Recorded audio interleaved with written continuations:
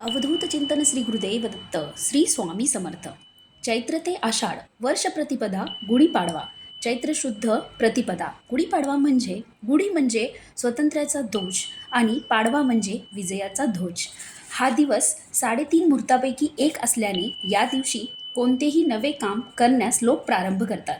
हा दिवस शालिवाहन शकाच्या वर्षाचा पहिला दिवस होय. घरासमोरील अंगण गाईच्या शेणाने सारवून त्यावर उत्तम प्रकारची रांगोळी घालतात. आंब्याच्या पानाचे तोरण बांधतात. एक वेळूची बांबूची काठी आणून ती स्वच्छ धुवून तिच्या शेवटास तांबडे वस्त्र व फुलांची माळ बांधतात आणि त्यावर लोटी ठेवतात. ही गुढी दारासमोर उभी करतात. शहरामध्ये दारासमोर किंवा गच्चीवर किंवा गॅलरीमध्ये सुद्धा गुढी उभारतात. गुढीची पूजा केल्यावर कडुलिंबाची पाने वाटून खातात. सूर्य अस्तास जावयाच्या आधी गुढी उतरून ठेवतात. धन्यवाद.